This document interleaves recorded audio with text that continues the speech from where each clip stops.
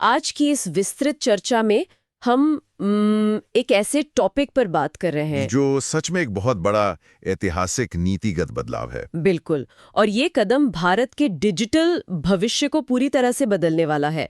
मेरा मतलब है मार्च 2026 में जो हुआ वो कोई छोटी बात नहीं है। कर्नाटक और आंध्र प्रदेश का वो फैसला जहां उन्होंने बच्चों के लिए सोशल मीडिया पर कानूनी प्रतिबंध लगाने की घोषणा की। हाँ, यही आज की हमारी इस चर्चा का मुख्य विषय है। हम गहराई से समझेंगे कि ये बैन असल में क्या है और ये काम कैसे करेगा, और इसके पीछे के असली कारण क्या हैं। साथ ही दुनिया भर में डिजिटल संरक्षण वाद का जो एक नया दौर शुरू हुआ है और सबसे जरूरी बात, इसे जमीन पर लागू करने में क्या-क्या व्यावहारिक चुनौतियां आने वाली है। हाँ, और यहाँ शुरुआत में ही एक बात स्पष्ट कर देना बहुत जरूरी है। हाँ, बिल्कुल। स्रोत सामग्री में जिन भी राजनीतिक हस्तियों या मुख्यमंत्रियों के बयान हैं, हम उन्हें बिना किसी राजनीतिक पक्षपात के देख रहे हैं। विज्ञान से हम उन्हें केवल एक सूचना और केस स्टडी के तौर पर प्रस्तुत कर रहे हैं। हमारा फोकस राजनीति पर नहीं, बल्कि इसके तकनीकी और सामाजिक पहलुओं पर रहेगा। तो चलिए सीधा जमीनी हकीकत पर आते हैं। मार्च 2026 में ऐसा क्या हुआ जिसने सबको चौंका दिया? कर्नाटक और आंध्र प्रदेश भारत के वो पहले राज्य बन गए जिन्होंने नाबालिगों के लिए सोशल मीडिया को पूरी तरह ब्लॉक करने का कानूनी रास्ता चुना। सबसे पहले कर्नाटक की बात करते हैं। 2026-27 के बजट में मुख्यमंत्री सिद्धारमैया ने इसकी घोषणा की, जो कि 16 वर्ष से कम उम्र के बच्चों पर लागू होती है। और यहाँ जो सबसे दिलचस्प बात मुझे लगी, एक तरह का आहा मोमेंट। वो डिवाइस वाला हिस्सा, राइट? एकदम सही।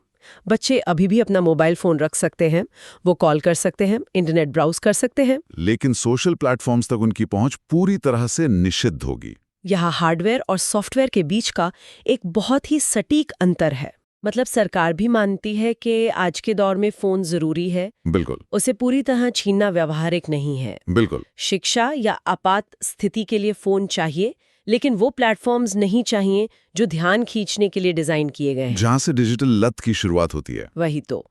पाबंदी माध्यम पर नहीं है, बल्कि उस अटेंशन इकोनॉमी पर है जो बच्चों को स्क्रीन से बांधे रखती है। और इसी कड़ी में आंध्र प्रदेश की रणनीति भी काफी अलग और ध्यान खींचने वाली है। हाँ, वहाँ मुख्यमंत्री एन चंद्रबाबू नायडू ने 13 वर्ष से कम उम्र के बच्चों के लिए ये बैन घोषित किया है, और इसे लागू करने के लिए टेक कंपनियों को 90 दिनों का समय दिया गया है, जो कि बहुत कम समय है अगर आप तकनीकी बदलावों को देखें। किसी खास भौगोलिक क्षेत्र में यूजर्स को ब्लॉक करना कोई आसान काम नहीं है। और वो इस बैन को भविष्य में 13 से 16 आयु वर्ग तक बढ़ाने पर भी विचार कर रहे हैं। 90 दिनों का ये विंडो साफ बताता है कि ये रातों रात लिया गया फैसला नहीं है, बल्कि सिस्टम को एक बड़े बदलाव के लिए तैयार किया जा रहा है। तो सवाल ये उठता है कि अचानक से इतनी सख्ती क्यों? मतलब इसके पीछे असल कारण क्या है? इसका जवाब सिर्फ डिजिटल लत तक सीमित नहीं है। अगर हम जनवरी 2026 के आर्थिक सर्वेक्षण को देखें, वो रिपोर्ट तो सच में बहुत चौंकाने वाली थी। बिल्कुल। अमूमन ऐसे सर्वेक्षणों में जीडीपी या राजकोषीय घाटे की बात होती है, लेकिन इस बार उसमें ऑनलाइन प्लेटफॉर्म्स के लिए आयु आधारित पहुंच यानी एज बेस्ड एक्सेस की सीधी सिफारिश की गई थी। और डिजिटल निर्भरता को कम करने के लिए ऑनलाइन टीचिंग तक को घटाने की सलाह दी गई। सोचिए, जो ऑनलाइन एजुकेशन कोविड के वक्त सबसे जरूरी मॉडल बन गई थी, अब उसे ही कम करने को कहा जा रहा है। क्योंकि युवा पीढ़ी का मानसिक और शारीरिक स्वास्थ्य अब एक बहुत बड़ा आर्थिक मुद्दा बन गया है। डिप्रेशन और नींद की कमी का सीधा असर भविष्य की उत्पादकता पर पड़ता है, और स्वास्थ्य देखभाल के खर्चों पर भी। बिल्कुल। इसलिए अनियंत्रित सोशल मीडिया अब नीति निर्माताओं के लिए एक मुख्य आर्थिक चिंता है। और यही वजह है कि यह अब एक राष्ट्रीय बहस बन चुका है। एआई समिट जैसे वैश्विक मंचों पर प्रधानमंत्री से लेकर कई सांसदों ने इस पर जोर दिया है, जो साफ तौर पर एक टॉप डाउन अप्रोच का संकेत है। हाँ, अब यह मान लिया गया है कि उपयोगकर्ताओं को सिर्फ जागरूक करने से काम नहीं चलेगा, सख्त डिजिटल नियम लागू करने होंगे। अब इंटरनेट को सिर्फ स्वनियमन या सेल्फ रेगुलेशन के भरोसे नहीं छोड़ा जा सकता। स्वनियमन पूरी तरह विफल रहा है।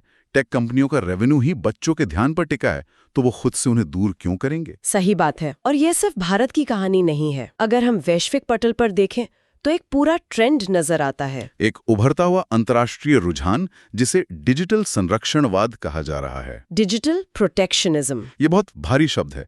आमतौर पर यह अंतर्राष्ट्रीय व्यापार या टैरिफ के लिए इस्तेमाल होता है, लेकिन यहाँ इसका मतलब नागरिकों, खासकर नाबालिगों के डिजिटल अनुभव को बाहरी टेक कंपनियों से बचाना है। जैसे ऑस्ट्रेलिया का 2025 का उदाहरण ले। हाँ, ऑस्ट्रेलिया दुनिया का पहला देश बना जिसने 16 साल से कम उम्र के बच्चों के लिए टिकटॉक, यूट्यूब, इंस्टाग्राम और फेसबुक को ब्लॉक किया। एक तरह से वो पूरी दुनिया के लिए एक लिटमस टेस्ट था। बिल्कुल।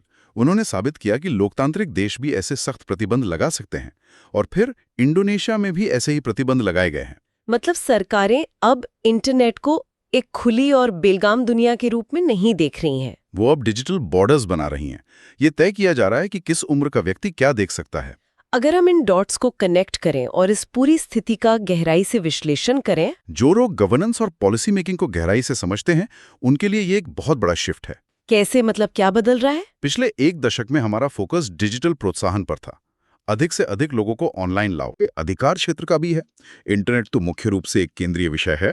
तो राज्य सरकारें अपने स्तर पर ग्लोबल प्लेटफॉर्म्स को कैसे नियंत्रित करेंगे? ये तो संघीय ढांचे के लिए एक नई चुनौती है। बिल्कुल।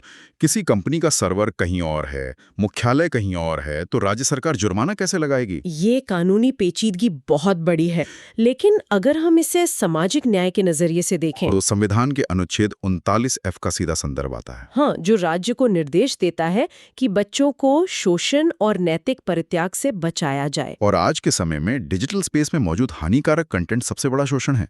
राज्य अपनी संवैधानिक जिम्मेदारी निभा रहे हैं। और इसमें आईटी कानून, खासकर डिजिटल पर्सनल डेटा प्रोटेक्शन यानी डीपीडीपी एक्ट की भूमिका बहुत अहम हो जाती है। इस पूरी नीति की रीढ़ की हड्डी ही डीपीडीपी एक्ट है। स्रोत सामग्री इसके एक विशेष प्रावधान पर जोर देती है, सत्यापन योग्य माता-पिता की सहमति। वेरीफाइबल पेरेंटल कंसेंट, ये बहुत बड़ा गेम चेंजर है। मतलब कोई भी टेक कंपनी किसी बच्चे के डेटा को तब तक प्रोसेस नहीं कर सकती जब तक माता-पिता की स्पष्ट अनुमति ना हो। अब वो जमाना गया जब कोई भी बस एक चेक बॉक्स टिक करके खुद को 18 साल का बता देता था। लेकिन इसे जमीन पे उतारना कितना मुश्किल है? मतलब क्रियान्वयन या इन्फोर्समेंट की जो चुनौतियां हैं, वो लगभग असंभव सी लगती हैं।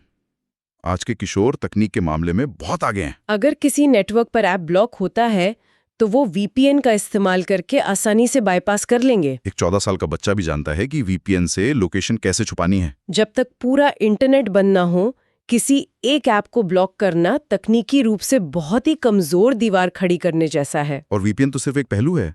निगरानी कैसे होगी?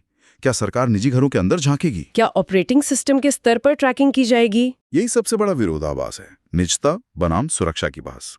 उम्र सत्यापित करने के लिए आक्रामक रूप से डेटा इकट्ठा करना पड़ेगा। क्या माता पिता को हर बार इंस्टाग्राम खोलने के लिए आधार कार्ड स्कैन करना होगा? या फेशियल रिकॉग्निशन का इस्तेमाल करना होगा?